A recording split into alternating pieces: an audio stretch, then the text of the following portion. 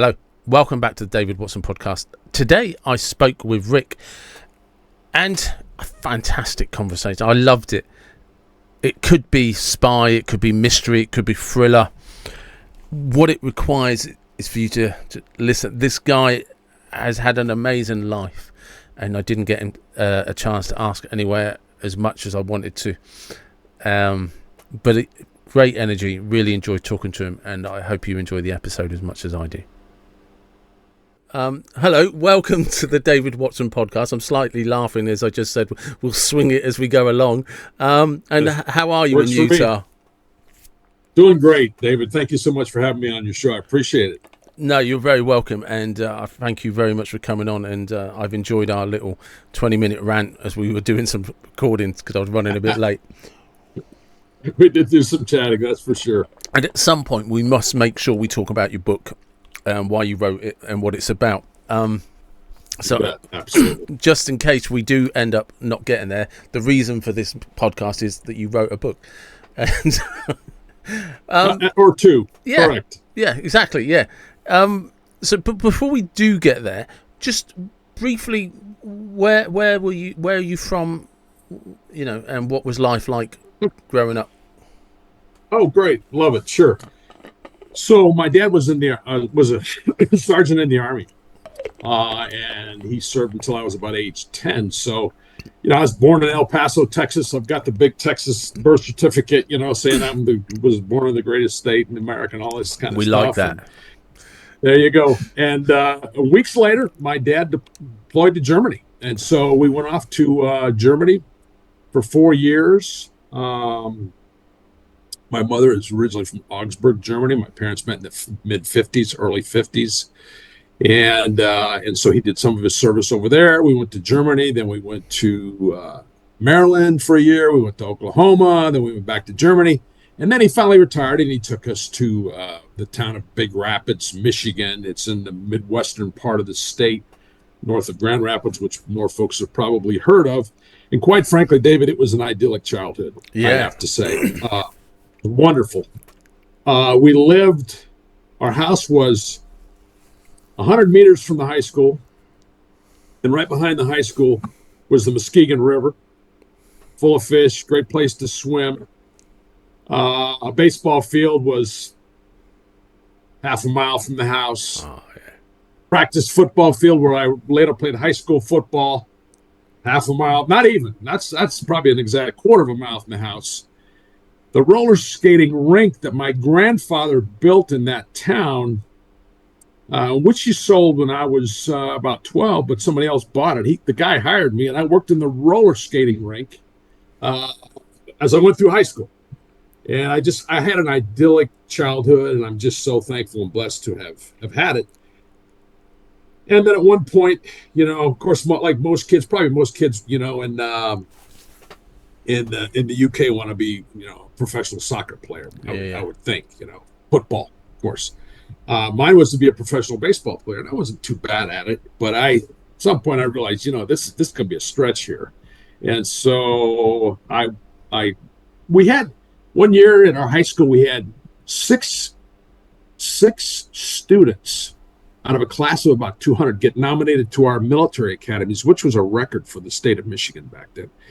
And that just kind of clued me into perhaps another future. I liked leadership kinds of things. And so anyway, I applied to all the military academies, and I got in 3 of them, was accepted into 3 of them. And the one that I didn't go to was the Naval Academy because I'd gone fishing on Lake Michigan with my grandfather and my father, and I got so bloody seasick that I said, this is not going to work too well. I'm not going to do this one.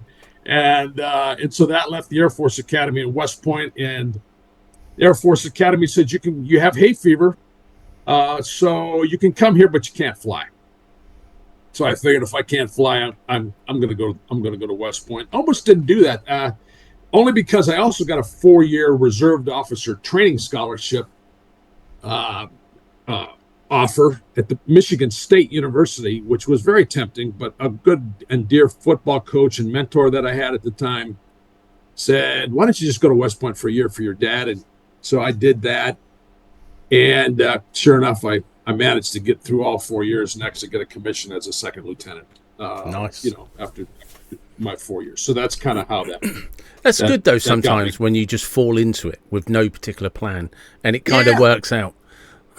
That's a great point. And there was also a point where I wanted to fall out of it after 2 years. I wasn't really sure that I wanted to keep going. So once you're at the academy, if you commit to your third year and then you decide you want to leave, well, you're going to go into the Army as an E4, a specialist, as a soldier for 2 years or 3 years or whatever the case might have been back then. And I had gotten to that point as well. But then I said, you know what? I've never quit anything in my life. So maybe not the greatest reason, but I said, so I'm going to press on. Yeah. I didn't even know if I was going to go beyond 5 years, because that was the mandatory service requirement. And 28 years later, there I was. So, but sometimes that's the best thing, though, isn't it? It's you know, like there's sliding door moments in your life.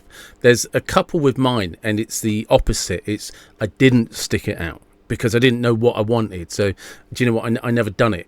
And you do what I mean? And so many times, and you don't realise until you get older, that some people that actually did really well in life or had some success, it's because they didn't know what to do, so they just stuck with where they were. And it worked out. Brilliantly said, actually. Yeah, that was very much my case at the end of the day. No doubt about it. Something I'd just like to travel back to a little bit is you said about the roller skating ring. So yes. What decade are we talking about? We're talking about the 60s mainly, late 60s. So, yeah. Late 60s into the early 70s. So, and you were a teenager. Yeah, early 70s, I was a teenager. That's exactly right. That has got to be the best place in town to work. Oh, it was a blast. It was a blast. I worked in the skate room, handed out skates. I was even the announcer sometimes when I was 14, 15, 16 years old. For baseball, because of Michigan had long winters and you can't play ball then. Back then, you didn't have any of this indoor stuff, that you got now. We would go out there and we'd hit ground balls to each other off the hardwood floor. My grandfather would let us do that kind of thing, A lot of fun. But that's what I'm saying. It was a place to go on a Sunday afternoon for a matinee thing or whatever. When I was 12, it was really. But as a teenager, that's the focal point for every teenager in town, and you're working there. So you indeed. Do you know what I mean? And I imagine it has its own curses. But let's be honest, you get to know that all the pretty girls are going to have to talk to you at some point. There's no effort to be made.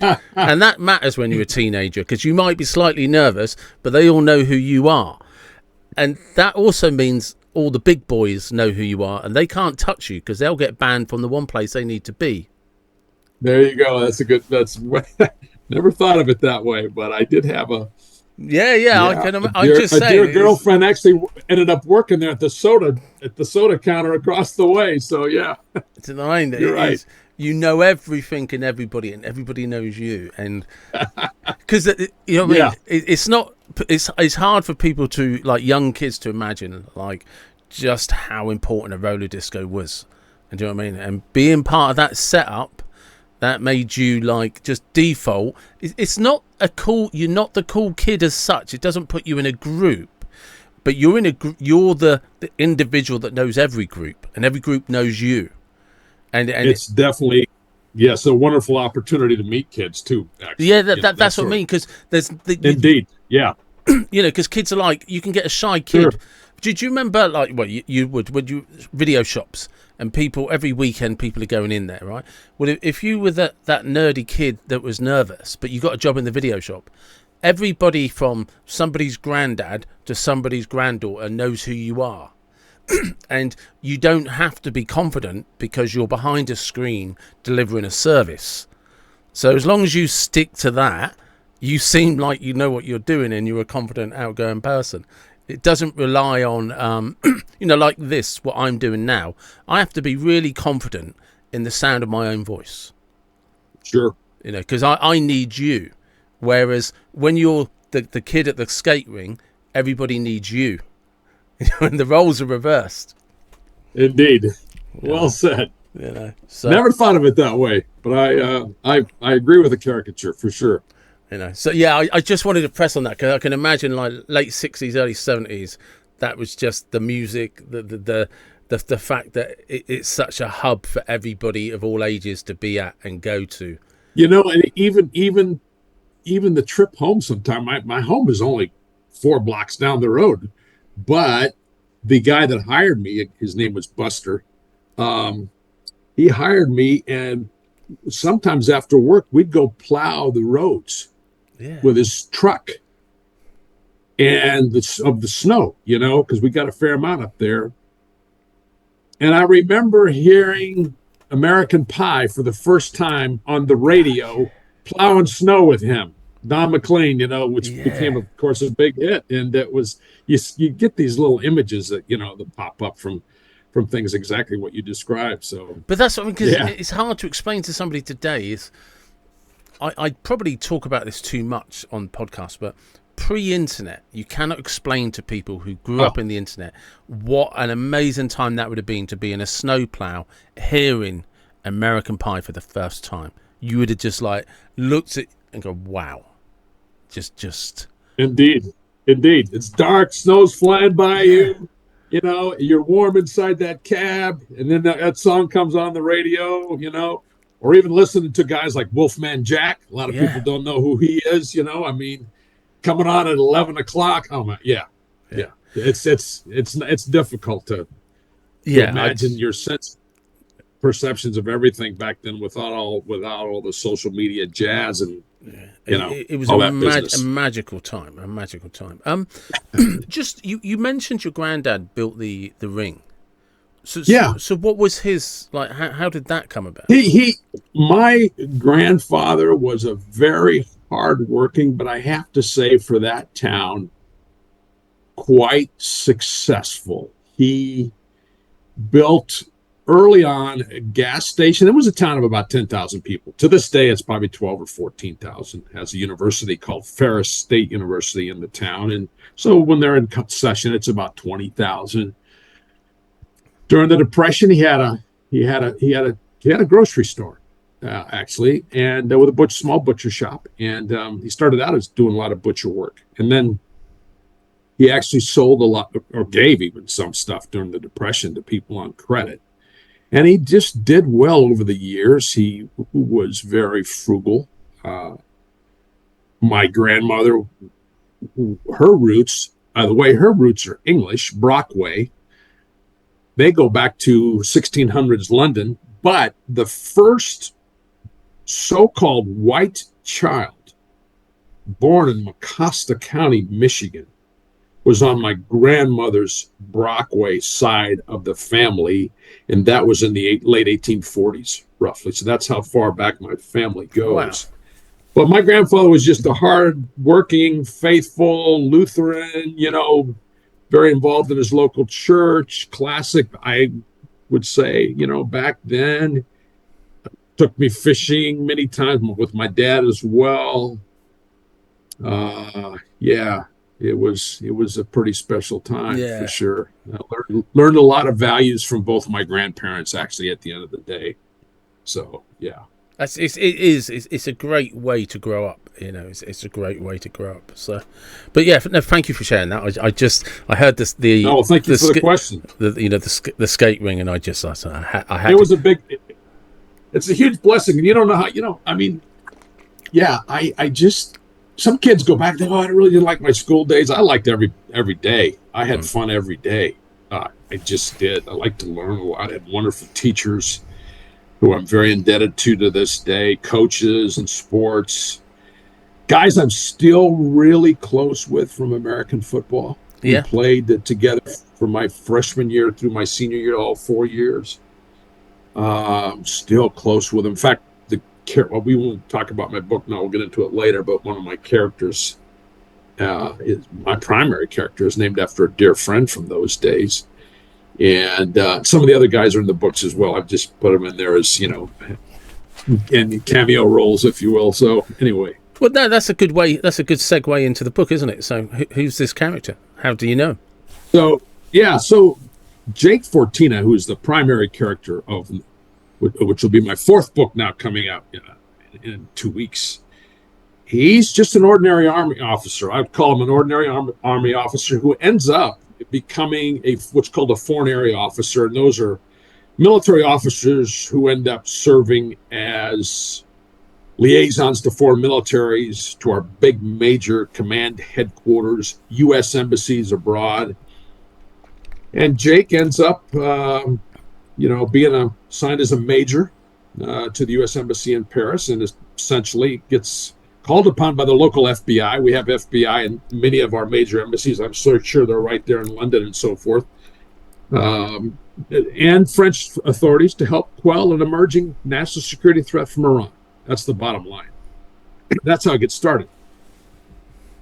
I named the character after my dear friend Mike Fortina, who I've known since age 11, because he looks the part, if you will, and his background would be a great background for Jake Fortina.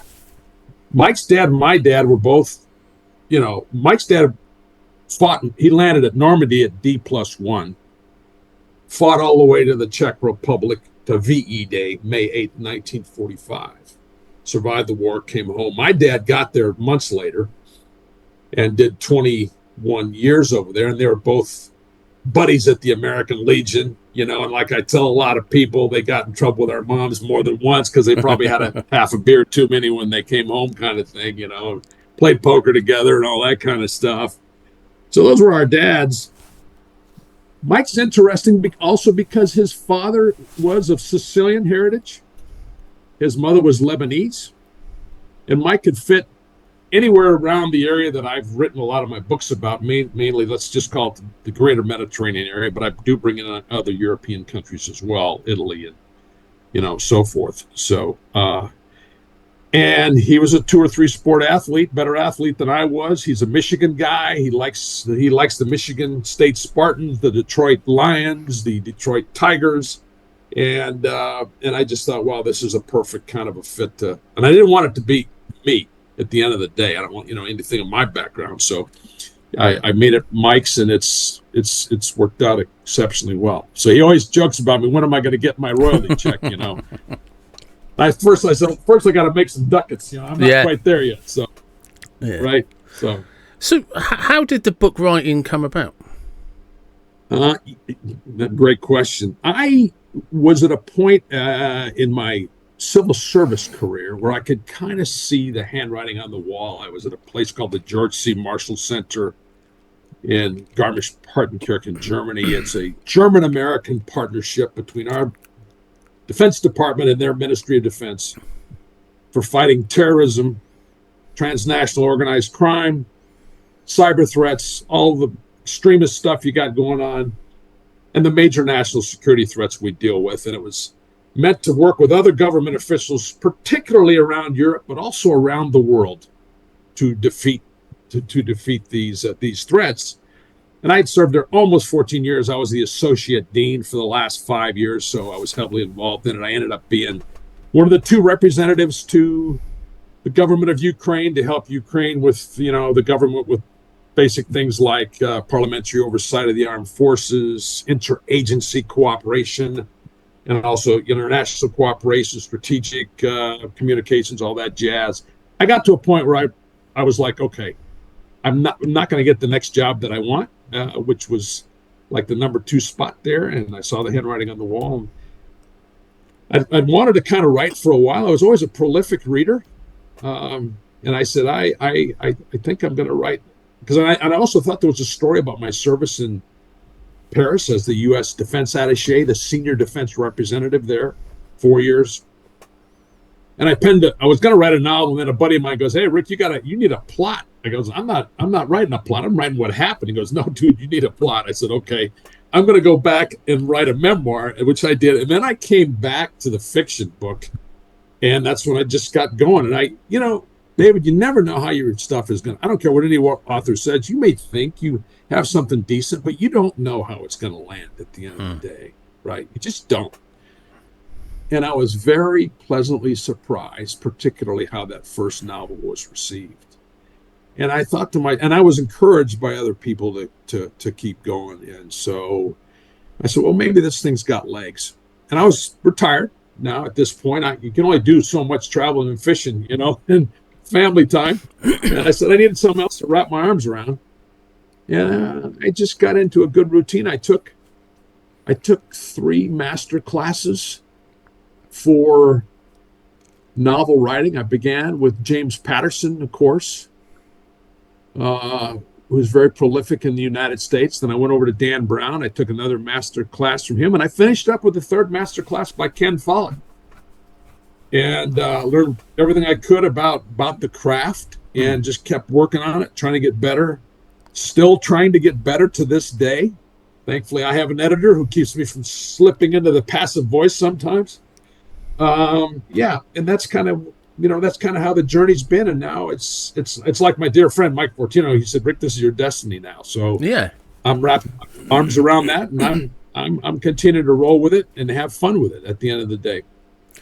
So you said you were kind of a prolific reader, but was there, like, prior to that, was there some I'm going to write one day, or was it again just something you fell into and it seems to have worked out? Not really, David. I like to write. As I said before, I was probably a geeky kid because I liked English class. Yeah, I loved words. I loved those. I was great at that. I wasn't so good at math. And I did read a lot. I remember Louis L'Amour, who was a great Western writer. I think he got the Presidential Medal of Freedom from Ron Reagan. But just, if you want to read any good Western, you can go back and look at his stuff from the 80s and into the 90s. And I read that Louis L'Amour, between the ages of about 20 and 25, before he became a writer, read about 100 books a year. Jeez. And yeah, I know. And I'm like, I can't touch that, obviously. And I didn't read that much, no way. But I did read. I read a lot of nonfiction. I read a lot of books about the craft. Yeah. But I mean, I say the craft, I mean of being an Army officer, about combat, about training, about warfare, about political military affairs. Because I said, if I'm going to do this, I got to get smart as I can. And I just kept absorbing that. And then at times I would also sort of branch off into the fictional side. And I think with having gotten that background, was a bit easier, let's say, to get started down the path, if you will. How does that work out on an international level then? Because I imagine, and I don't know, but when you're back in the United States, I'd imagine being a soldier is very different because of the echo chamber and the feedback loop you're in. Whereas when you're, sure, like you say, you're the attaché somewhere, you kind of have a responsibility to represent the country you're from when dealing with these people, whilst protecting your country's interests. Indeed. You have to start with humility, first of all. When you're working in somebody else's house, you gotta, you can't go walking in there even, and I recognize that, the United States is, we bring something to the game, if you will, to the fight. Yeah. So, but you cannot, you just have to be humble about it and learn and then try to work cooperatively as much as you can. And so that was my approach. And, it seemed to work out pretty well. I first got exposed to the international realm when I was a young lieutenant in Germany during the Cold War in the early 80s. That was an amazing time to grow up. Yes, it was. It really was. A lot was going on. Yeah, it was fun. I was selected to be the liaison officer as a first lieutenant between the U.S. Field Artillery Brigade. We had 4 battalions, about 2,500 troops, and a German artillery regiment, like numbers of troops, because I was fluent in German, and because I'd studied it all years at the military academy. And that was fascinating to do that and just see how much language can open doors for you and how much it got you ahead in this world. It was quite amazing. And then later on, once I got into the Foreign Area Officer program, I was selected to go to a mountain infantry unit. And you might ask, why is an artillery guy going to an infantry unit? It wasn't actually an Army mistake. They said, look, you've gone through the Winter Ranger, U.S. Army Ranger School, graduated, you did well. We think you can do it. And actually, the Italians accepted me with open arms, and I did okay there. I served with them for 2 years. That battalion of infantry was part of NATO's old Allied Mobile Force that they unfortunately did away with in the mid 1990s for the so-called peace dividend. Yeah. But we were yeah, right. We would always be the first to go in NATO were any country to have been attacked. And it was a fascinating unit. The UK had a units in it. Italy did, Germany did, and it went on from there. But we trained everywhere from the Arctic Circle in Norway, who had a border with Russia, just to say, hey guys, we're over here, you know what I mean, and we're working hard to make sure you don't come this way.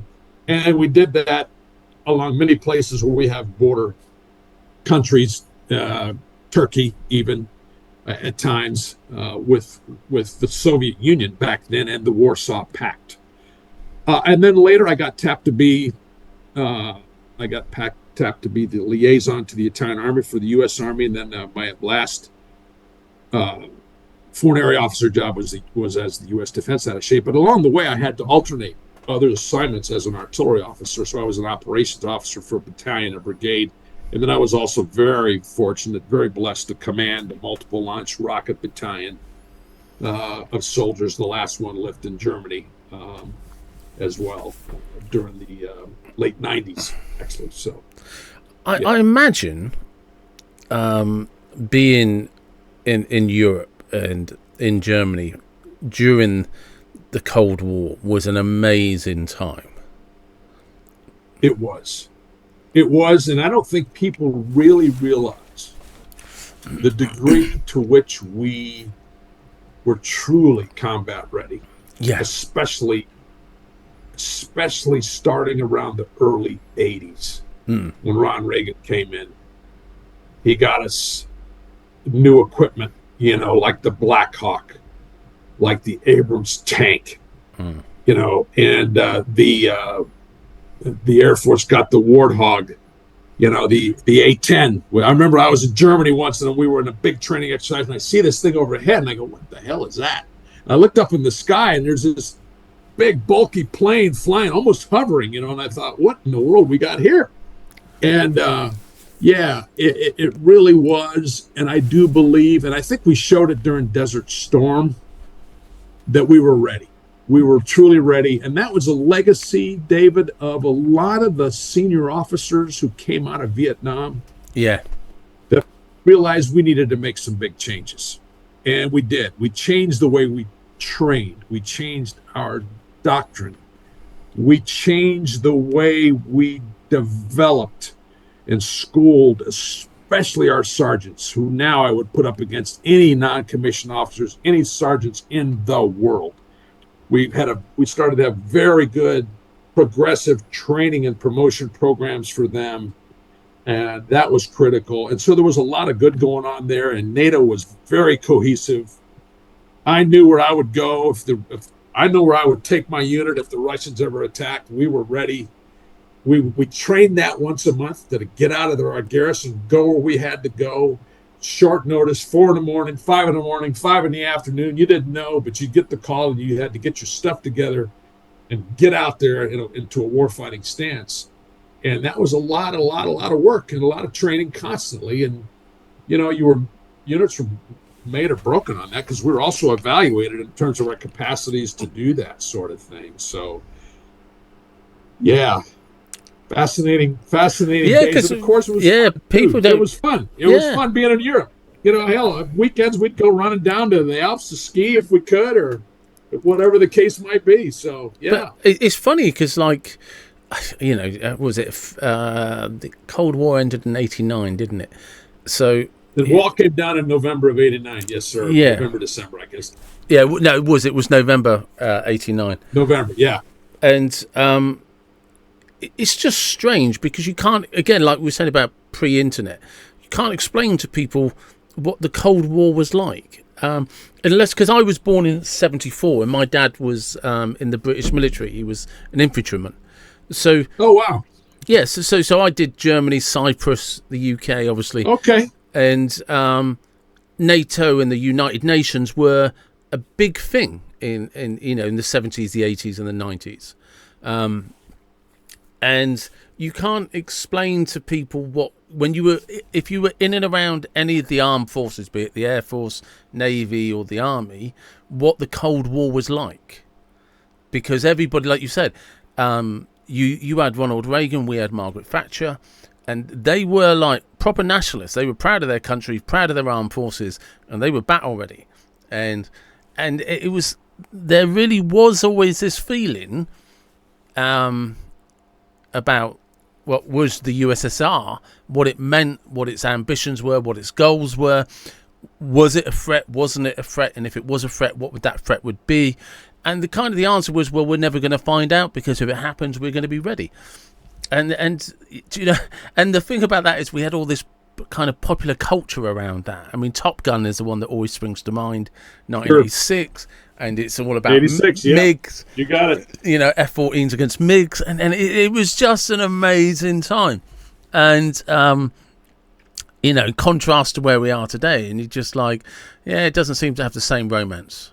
It seems to be much more, because there was no social media. So you've seen what was on the news. No, it feels more fragmented, if you will. Yeah, and not as clear by any stretch of the imagination. So, yeah, I would agree. And I think the other thing as well that this is, I'll be interested on your opinion on this. And I always have this thing about, when we talk about the 80s and the 90s, you had what was called news, where, because they couldn't really do live events, because it wasn't 24/7, you had a news program that lasted an hour. And it would be 1 in the morning, 1 at lunchtime, 1 in the evening. And in the UK, we had news at 9 or news at 10. And what you got given was the news. That was it. Whereas now you have 24/7 of people's opinions. And that's conflated and described as being the news. And one of the things that, when I reflect back, I think about the Cold War, is I never knew anyone's opinion about USSR. I just knew what the political events were, what the NATO events were, and what summits there were, Whereas now, you will have, and I need to be careful because I don't want to sound clumsy, but people are arguing about who's right and who's wrong, and as though there is a right or wrong. People are just getting killed, and there's a war going on. Both sides think they're right, and both sides think the other side is wrong, and both sides accuse the other side of some sort of interference with their allies. And we never had any of that. So it was much more black and white, but we never kind of confused that the USSR was anything other than not an ally. Do you know what I mean? It's like, so for context, I have an ex-girlfriend who was Russian, so I've been to Moscow 5 times. So sure. You can imagine when people want to talk about Ukraine and Russia, it's not that simple. I've been to Moscow 5 times. I know Russians. They're no different than any people in any country you go to. But they have a point of view about what Ukraine is. And the problem is Ukraine has a point of view of what it should be allowed to be. And the two do not coincide. And I'm not defending one or chastising the other. But in today's world, we never seem to be able to separate that and just focus on actually what's happening. There's always some, these people are the enemy, so they must be wrong. It's like, it's not that simple. It never is, because the other side will always have an opinion about how events escalated.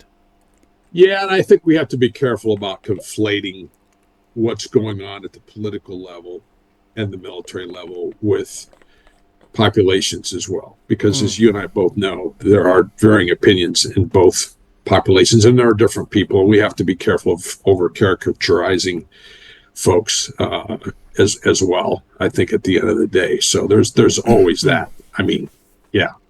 I mean, it's, as we discovered when the Cold War was over and Russian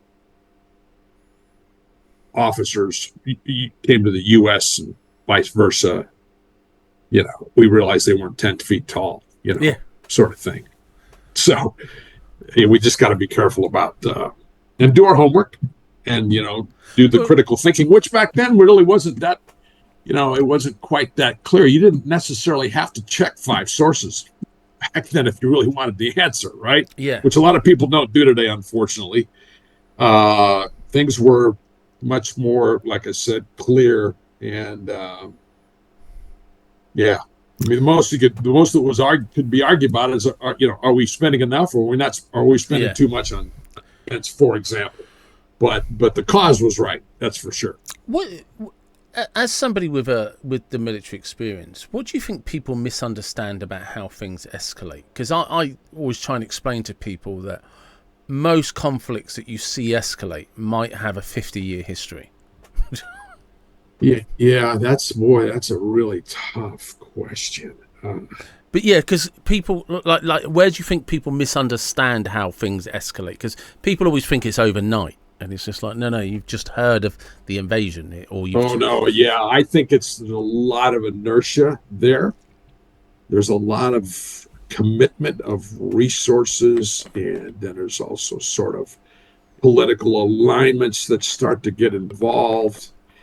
And all these other things cause things to be far more challenging to put back in the box, if you will. Yeah, yeah. It always is kind of it's always a game of, and I don't mean to say the word game lightly, but people are always like, somebody's just waiting for the other person to bluff, and if nobody does it, okay, well, we're going to go to war. Unfortunately, that's the truth in many cases. And, I'm part of the class of folks that, pays the heaviest for that sort of stuff. So, yeah, it's going back to because you said there's 4 books, didn't you? Yes, sir. And how would you describe the books? So the first one is, again, with Jake having to quell this emerging Iranian national security threat. And I'll give you the premise of the threat. It's basically that the Iranians want to develop a virus, which is worse than a COVID 2.0. And it's worse than the Spanish flu. That should tell you something. Of the 1918 to 1920 era, which killed over 50 million people around the world. And they want to vaccinate their own people first, and then they're going to go after the Americans and the Israelis and the Jews around the world. So that's the premise of that one. That's what gets it going. And the reason I came upon that idea is I was visiting a American World War I cemetery in Suresnes, a suburb of Paris, with the chief of staff of the army when I was there as a defense attaché. Well, I should say soon to be. He was a 3-star on his way to be the chief. Wonderful guy named Ray Odierno. And, he had very limited time while he was in Paris. And I said, sir, what do you want to do? He goes, I want to go visit the cemetery. I said, all right, let's go do it. So we did. And I learned that something like 90% of the folks that were interred there had died of the Spanish flu at the end of World War I. And I thought, wow, that's devastating as hell, to think about that. And so that's where this idea first started to percolate. So there's that one. And then there's a lot of other things I bring into play. Part of what I try to, when I write, David, is I try to bring in as much as possible behind the scenes cooperation that happens between the military, the intelligence community, the law enforcement, the diplomats, and this is all good stuff. It's gotten better, thankfully, since 9/11 for us Americans, because we weren't too good at that before. We didn't cooperate very well. We had a lot of stovepipes going, and we've made it better. So I tried to bring that into play. I try to bring into our sergeants. I mentioned them before. Our super non-commissioned officers from our U.S. Armed Forces. I bring families involved. And what the toll is on them, especially in the first book. And then I like to throw in some local culture. So this starts in Paris and it's going to end up in Italy, basically, without giving away too much of the story there.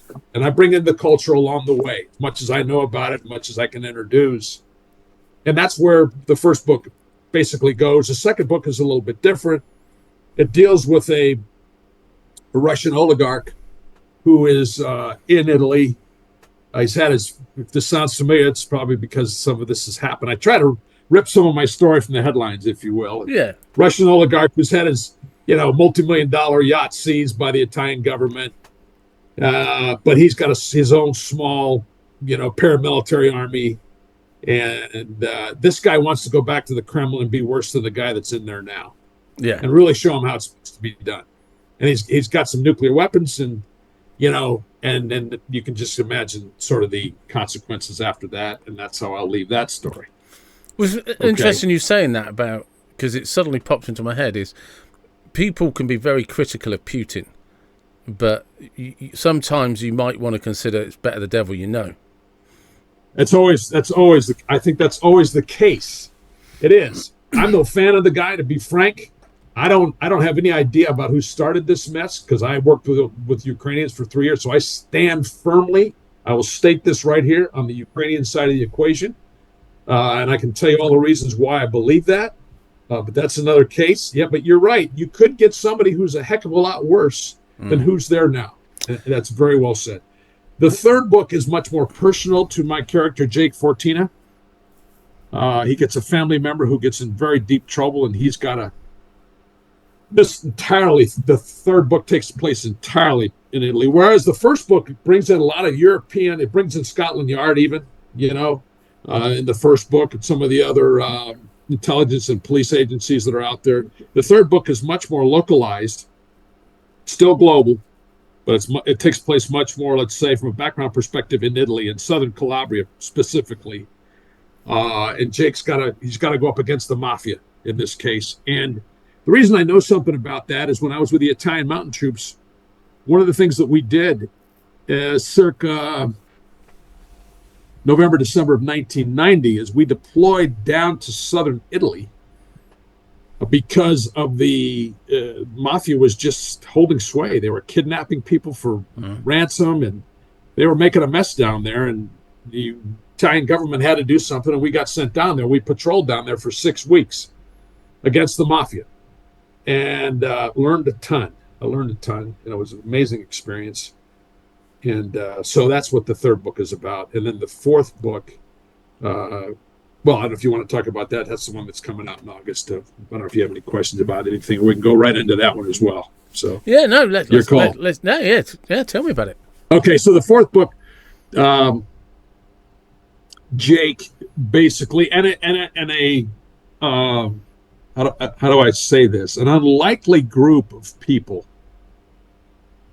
has to figure out a way to get two Ukrainian kids that were abducted from Ukraine and taken back into Russia, as over 20,000 children have been during this war, and figure a way to get them home. And the reason I say it's an unlikely bunch is because one of the people who gets involved is a Russian Army female medic who has her own trials and tribulations while serving in the Russian military, and then at some point gets involved with these kids and wants to help out. Which comes back to your original point of, we have to be careful of throwing a big, how do I say this, pushing everybody under the rug, together. We got to watch out for that sort of thing. So I try to show that, there are some good sides. There's good folks on both sides, and I don't mean that.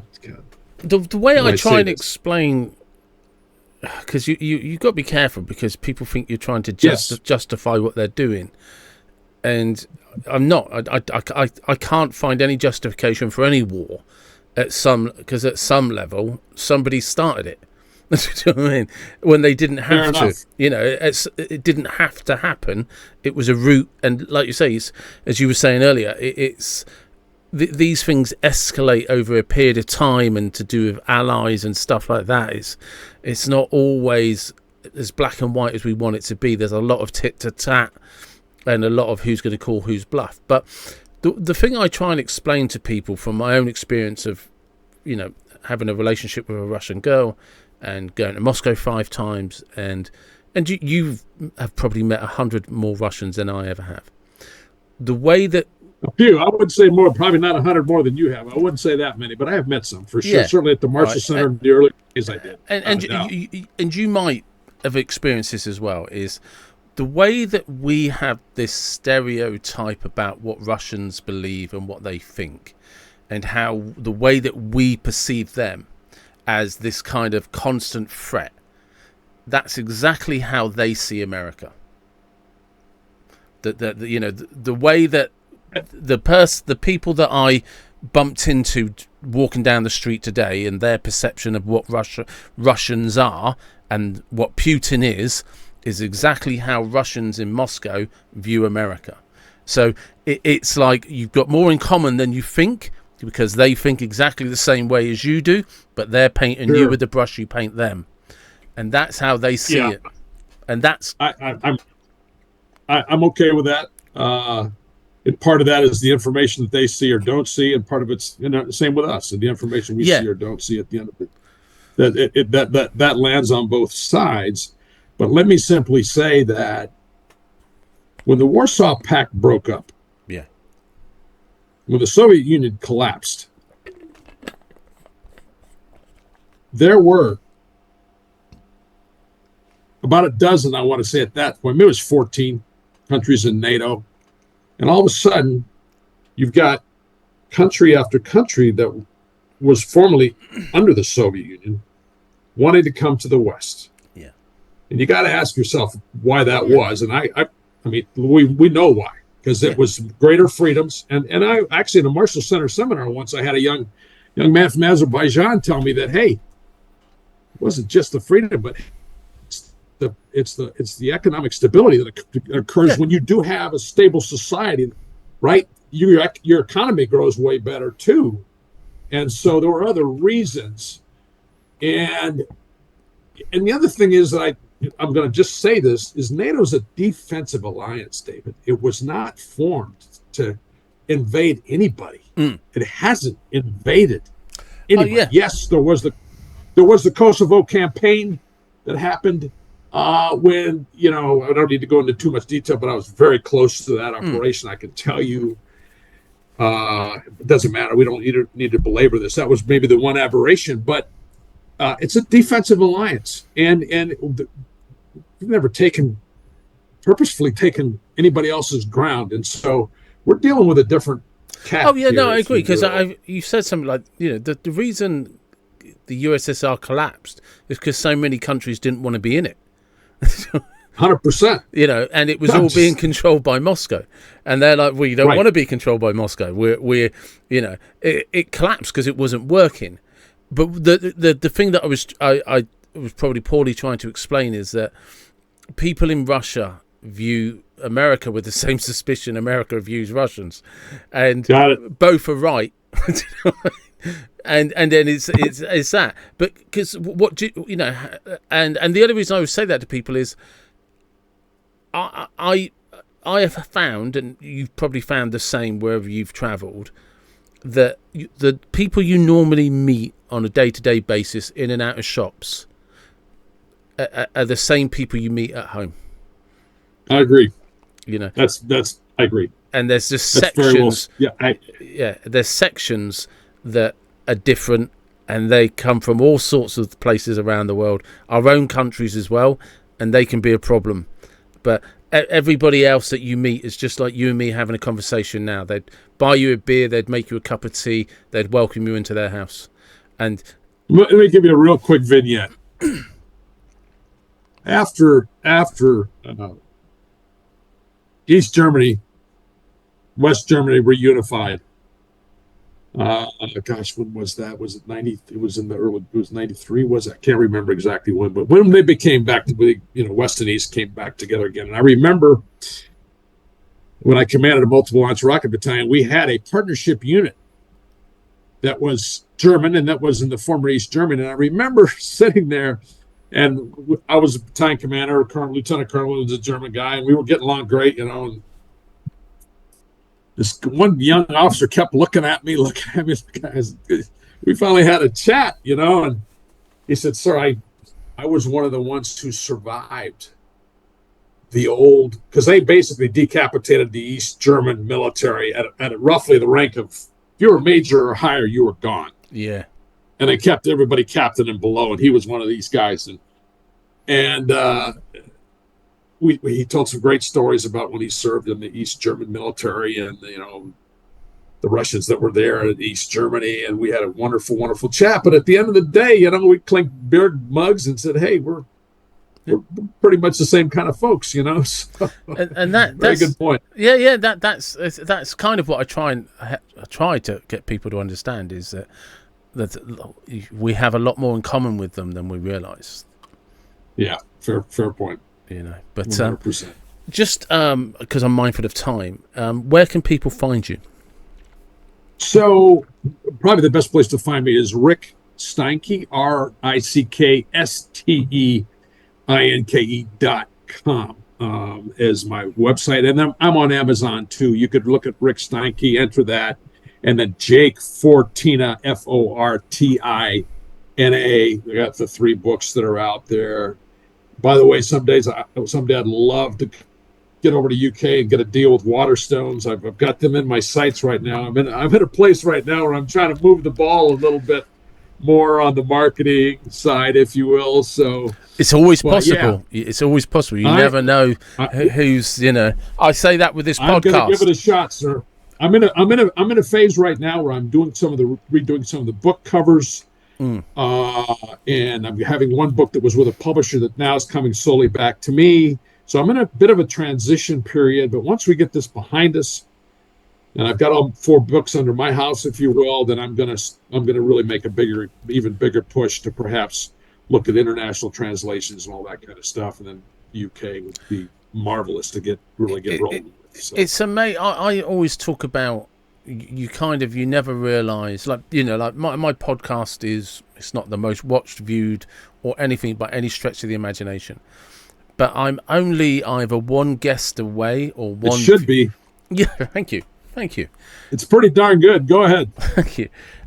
It's either one kind of guest away or one viewer away from blowing up, because you never know who's watching you, so you never know who's reading your book, and the most innocent person that you might just drop it on the table of someone else and say, you're going to enjoy this. And then that person is going to be some, big famous or some influential person.